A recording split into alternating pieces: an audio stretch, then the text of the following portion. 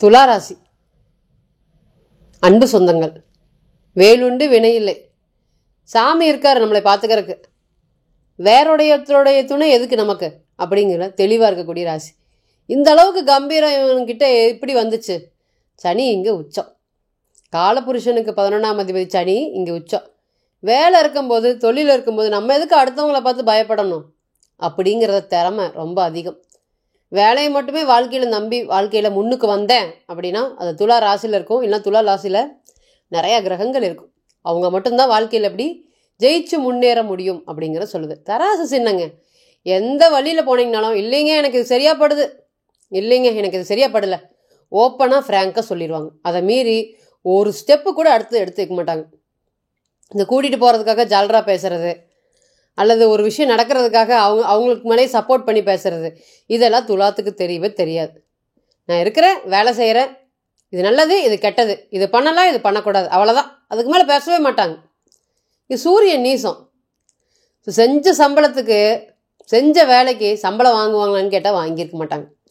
வாழ்க்கையில் நிறைய விட்டு கொடுத்தவங்க யாருன்னா அந்த துலா ராசி தான். விட்டு கொடுக்கக்கூடிய கிரகம் அப்படிங்கிறது சுக்கிரன். காலபுருஷனுக்கு 7வது வீடு. அப்போ திருமணத்திற்காக எல்லா பிரச்சனையும் நான் வந்து விட்டு கொடுத்தேன். வாழ்க்கையில் பல கஷ்டங்கள் வந்திருக்கு, அப்போ எல்லாமே நான் விட்டுட்டு போராடினேன். என்னுடைய குணம் முற்றிலுமே வேறுபாடு அதிகம். ஆனால் குழந்தைக்காக நான் எல்லாத்தையும் விட்டு கொடுத்தேன். நான் இந்த மாதிரி இல்லவே இல்லை. எதுக்கு எடுத்தாலும் கோவப்படுவேன், அவ்வளோ ஒரு கோவப்படுவேன்.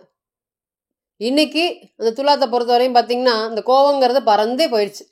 இந்த திருமணத்துக்கு அப்புறம் இந்த டேர்னிங் பாயிண்ட்டு, 2வது குழந்தைக்காக எல்லா விஷயத்தையும் விட்டு கொடுக்கறது, ஒரு விஷயத்தை மாற்றிக்கிறது, இது எல்லாமே துலாத்தை பொறுத்தவரை ஸ்பெஷல் குணம். அதனால தான் துலா ராசி துலா லக்னத்தில் இருக்கக்கூடிய பெண்களை கண்ணை மூடிட்டு நம்ம கல்யாணம் பண்ணலாம் அப்படின்னு சொல்லலாம். ஏன்? அந்த திருமண வாழ்க்கைக்காக அவங்க கட்டுப்பட்டு கடைசி வரை இருப்பாங்க. 1000 பிரச்சனைகள் இருக்கட்டும், வெளியே காமிச்சிக்காம எனக்கு இதெல்லாம் நடக்குது அப்படிங்கிறத அவங்களே அவங்க வாயிலேருந்து சொன்னதாக உண்டு. கூட பிறந்தவங்க கூடயே ஒரு விஷயத்த, தன்னுடைய குடும்ப விஷயத்தை பற்றி ஷேர் பண்ணாத ஒரே ராசி துலான் தான். இருக்குது, அது ஓரமாக இருக்குது, கஷ்டம், அது இருந்துட்டு போகுது, யாருக்கு தான் இல்லை அப்படிங்கிற மாதிரி மேம்போக்க ஒரு விஷயத்தையும் சொல்லிடுவாங்க. அது உள்ளே போய் அலசி ஆராய்ஞ்சு இதுக்கு தப்பு, இது கரெக்டே, அவர் இப்படி பண்ணுறாரு, அவர் இப்படி பண்ணுறாங்க அப்படிங்கிற மாதிரிலாம் ஆணாக இருக்கட்டும் பெண்ணை பற்றி குறையோ, பெண்ணாக இருக்கட்டும் ஆணை பற்றி குறையோ சொல்லவே மாட்டாங்க. இதுதான் இந்த ராசியோட சிறப்பு. அதனாலயே நம்ம சொல்லும் போது துலா ராசியா யோசிக்காமல் கல்யாணம் பண்ணுங்க, பொருத்தம் மட்டும் பாருங்க போதும் அப்படின்னு சொல்லலாம்.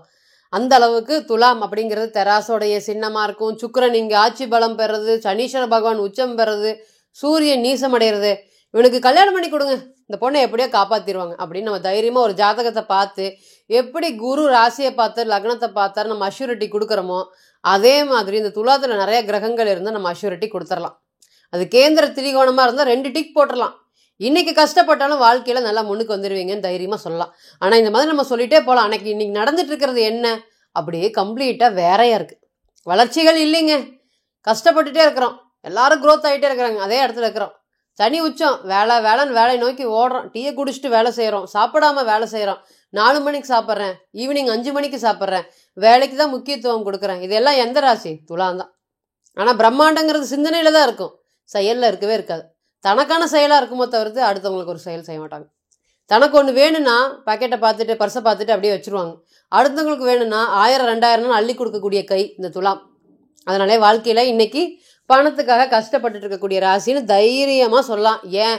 இந்த குரு பகவான் இந்த துலா ராசிக்கு ரொம்பவே ஆகாதவர். அவர் நினச்சாருன்னா எவ்வளோ பெரிய விஷயங்களாக இருந்தாலும் நெகட்டிவை பண்ணி விட்டுட்டு போயிடுவார். அந்த அளவுக்கு துலாம் இந்த ராசிக்கு ஆகாதவர். துலா ராசிக்கு குரு ஆகாதவர். இப்போ பிறந்த கால ஜாதகத்தில் குரு தசையோ, குரு புத்தியோ, குரு அந்தரம் நடத்திட்டு இருக்கவங்களாம் கேட்டு பாருங்க. இன்னைக்கு முள்ளு மேலே நடக்கிற மாதிரி இருக்குங்க, அந்த அளவுக்கு ஒரு தொந்தரவுகள் அப்படின்னு சொல்லுவாங்க. இது மாதிரி நிறைய பிரச்சனைகளை கடந்துட்டு இருக்கக்கூடிய இந்த ராசிக்கு அக்டோபர் மாத பலன்கள் எப்படி இருக்க போகுது? ரொம்ப நாள் கழித்து ராசியில் செவ்வாய் வராரு, 7ஆம் அதிபதி. முருகனுடைய அருள் ரொம்ப அதிகமாக இருக்குன்னு சொல்லலாம். சனீஸ்வர பகவான் காக்க வேண்டிய தெய்வம் 6ல் வக்ரம் அடைஞ்சிருக்காரு. ராசிக்கு 9ஆம் இடமான பாக்கியஸ்தானத்தில் குரு. ராசிக்கு 10ல் எந்த கிரகம் இல்லை. ராசிக்கு 11ல் சுக்கிரன் கேதுவோட நெருங்கி டிகிரியில் இருக்கார். ராசிக்கு 12ல் சூரியன் மற்றும் புதன். இதுதான் இந்த மாதம் இருக்கக்கூடிய, இந்த அக்டோபர் மாதம் இருக்கக்கூடிய கிரக சேர்க்கைகள். முதல் 7ஆம் அதிபதி ராசிக்கு வருது. நல்ல ஒரு பலன்கள் சொல்லுங்க. ரொம்பவே துவண்டு போயிருக்கோம். நீங்கள் 10 சொல்கிறதுல 2 நடந்தால் கூட நாங்கள் ரொம்ப சந்தோஷப்படுவோம். அந்த அன்னைக்கு அந்த மாதிரி ஆயிடுச்சு இன்னைக்கு எங்களோட நிலைமை. எல்லாரும் வேணும்னு ஓடணும். இன்னைக்கு ஒதுங்கி இருக்கிறத பார்க்க முடியுது. குரு ராசியை பார்க்குறாரு, நல்லவங்க தான். ஆனால் பணம் சம்பாரிச்சிங்களா? இல்லை. தொழில் நல்லா ஓடிச்சா? இல்லை. வேலை வாய்ப்புகள் கடுமையான தொந்தரவுகள். ஏன்? 9ஆம் இடத்துல குரு.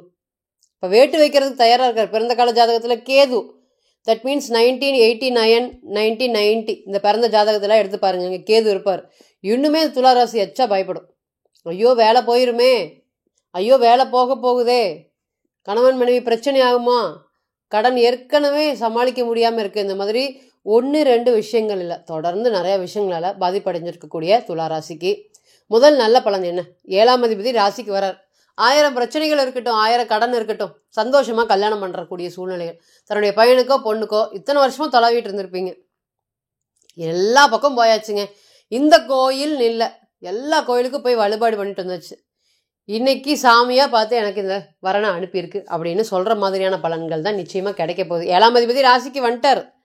தைரியமாக சொல்லுங்கள், என்னோட பொண்ணுக்கு ஓகே ஆயிடுச்சு மாப்பிள்ளை, இத்தனை நாளாக வெயிட் பண்ணது இந்த நல்ல காரியத்துக்காக தான் அப்படின்னு நீங்களே பெருமைப்படக்கூடியது. செவ்வாய் என்ன பெருமைக்கான காரகர்கம். தைரியமாக முன்னாடி நின்று சந்தோஷமாக ஒரு விஷயத்த செய்வார்.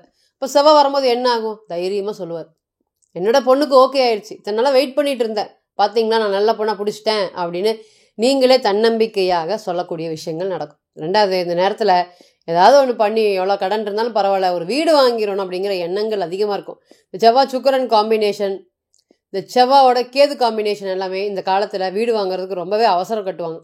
ஏற்கனவே அடிபட்டு அவமானப்பட்டிருக்கிறோம், வீடு கட்டி கடன் வாங்கி அந்த கடனில் பிரச்சனையாகி இந்த வீட்டை கொடுத்துட்டு வந்துட்டோம், மறுபடியும் இடத்துக்கு போகிறதா அப்படிங்கிற ஒரு பயம் நிச்சயமாக இருக்குது. மனசில் 1000 கேள்விகள் இடம் சார்ந்து வீடு சார்ந்து இருக்குது. அதை எடுத்து ஸ்டெப்பு வைக்கலாமா? ஏற்கனவே நமக்கு ஒரு பாதிப்பு வந்திருக்கு, எப்படா உழுவோன்னு காத்துட்டு இருந்தவங்க மத்தியில் நம்ம உளுந்து இப்போ தான் எந்திரிச்சிருக்கோம், மறுபடியும் போய் மாட்டிக்க போகிறோம் அப்படிங்கிற பயம் இருக்குது. இனிமேல் மாட்டுவீங்களா? மாட்ட மாட்டீங்க. சூழ்நிலைக்கு தகுந்த மாதிரி டக்குன்னு ஒரு விஷயத்துலேருந்து வெளியே வந்துடுவீங்க. அப்போ பொருளாதாரம் சார்ந்த பாதிப்புகளில் பிரச்சனைகளில் இருந்து வெளியே வந்து ஒரு விஷயத்தை செஞ்சு முடிக்கக்கூடிய காலம் இது. டேர்னிங் பாயிண்ட் இது, லாஸ்ட் பாயிண்ட் இது அப்படின்னு சொல்லக்கூடிய பலன்கள் எல்லாமே இனி நடக்க போகுது. தைரியமாக சொல்லுங்கள், சேமிக்கிறதுக்கு நாங்கள் ஆரம்பிச்சிட்டோம். 2ஆம் அதிபதி ராசிக்கு வந்துட்டார், சேமிக்கிறதுக்கு ரொம்ப ஆரம்பிச்சிட்டோம். செவ்வாய் ராசியில் தளபதி மாதிரி இருப்பீங்க. இத்தனை நாளாக யாராவது ஒருத்தர்கிட்ட சொல்லி ஒருத்தரை புரிய வைக்க வேண்டிய சூழ்நிலைகள், எல்லா பக்கமும் எதிரி, யார் சொல்கிறதையும் கேட்காம, இவன் யார் சொல்கிறதையும் கேட்க மாட்டான்ப்பா, இவன் பண்ணுறதா பண்ணிட்டு இருப்பா அப்படிங்கிற மாதிரி உங்கள் மேலே நிறைய பொய் குற்றச்சாட்டுகள் இருக்குது. அதுக்கு எல்லாத்துக்கும் பதில் சொல்லும் விதமாக தைரியமாக இந்த செவ்வாயோடைய பயிற்சி பலன்கள் இந்த துளாராசிக்கு ஒரு யோகத்தை கொடுக்கறது காத்துட்ருக்கு. மற்ற 2 கிரகங்களோ இல்லை 3 கிரகங்களோ நெகட்டிவாக இருந்தாலும் செவ்வாய்ங்கிற கிரகம் ராசியில் இருக்கிற வரை நீங்கள் பயப்பட தேவையில்லை. அப்போ முருகனுடைய அருள் நிச்சயமாக இருக்குது. அப்போ முருகர்கிட்ட நீங்கள் என்ன கேட்கலாம்? குழந்தை வரம் இந்த நேரத்தில் கேட்கலாம். ஏன்? 2ஆம் அதிபதி. இப்போ குடும்பத்தில் இன்னொருத்தர் நபரை கூட்டிகிட்டு வந்தே ஆகணும். அது திருமணமாக இருக்கலாம் அல்லது குழந்தை பேராக இருக்கலாம். ஏதாவது ஒரு வழியில் ரொம்ப வருஷமாக நாங்கள் குழந்தைக்காக வேண்டிகிட்டு இருக்கோம், ஏதாவது ஒரு வழியில் குழந்தை கிடச்சிடாதான்னு நாங்கள் எதிர்பார்த்துட்ருக்கோம். இன்றைக்கி குழந்தை பேருக்கு எங்களுக்கு நல்ல நேரமா? குழந்தைக்கு எந்த ஒரு பிரச்சனையும் வராதா? நான் நல்லா இருக்கேன், என் குழந்தை கஷ்டப்படுது, நான் ஆரோக்கியமாக சந்தோஷமாக இருக்கேன், என்னோடய குழந்தை நோய் தொந்தரவோட இருக்கு. இந்த மாதிரி நிறைய சொல்லிட்டே போகலாம் அந்த துளாராசியை பொறுத்தவரையும். இனி இதெல்லாமே மாறப்போகுது. இந்த குழந்தை சார்ந்த விஷயத்தில் இருக்கக்கூடிய பிரச்சனைகள் எல்லாமே இனிமேல் படிப்படியாக விலக போகுது. ரசித்து வாழக்கூடிய காலம் வந்துருச்சு. இத்தனை நாளாக அந்த மாதிரி இருந்ததா? இல்லை. இந்த அக்டோபர் மாதம் முழுக்க முழுக்க உங்களுடைய கண்ட்ரோலில் இருக்கும். அப்போ நீங்கள் நினச்சது தான் சட்டம், நீங்கள் சொல்கிறது தான், நீங்கள் என்ன செய்கிறீங்களோ கிரகங்கள் உங்களை ஆட்டி வைக்கும். அதுக்கேற்ற மாதிரி இனி வரக்கூடிய காலங்களும் இருக்கும். ஏன்? ராசிநாதன் பலமாக இருக்கார். ராசிநாதன் 11ஆம் இடத்துல இருக்கிறார். நினச்சத சந்தோஷத்தை மகிழ்ச்சியை அனுபவிக்கக்கூடிய நேரமாக இந்த நேரம் இருக்கும். பெஸ்ட்டு டைம் சொல்லுங்கள் என்னுடைய வாழ்க்கையில் அப்படின்னா, ராசிநாதன் எப்பெல்லாம் 11ஆம் வீட்டுக்கு போகிறாரோ, 11ஆம் அதிபதி கூட இருக்காரோ, இல்லை 11ஆம் வீட்டை பார்க்குறாரோ, அதுதான் பெஸ்ட்டு டைம் நீங்கள் வாழ்க்கையில் எழுதலாம். இந்த நேரம் வந்து என்னோடய வாழ்க்கையில் நான் மறக்கவே முடியல அப்படின்னா ராசி அதிபதி 11ல் இருக்கிறது. அந்த மாதிரி ஒரு பொன்னான நேரமாக இந்த நேரம் நிச்சயமாக இருக்கும். இன்னும் நிறையா தொழில், அடுத்தது பிஸ்னஸ்ஸு, அடுத்தது பார்ட்னர்ஷிப், இது எல்லாமே இருக்குது. இதெல்லாமே பிறந்த கால ஜாதகத்தை வச்சு தான் நம்ம 100% பலன் எடுக்க முடியும்.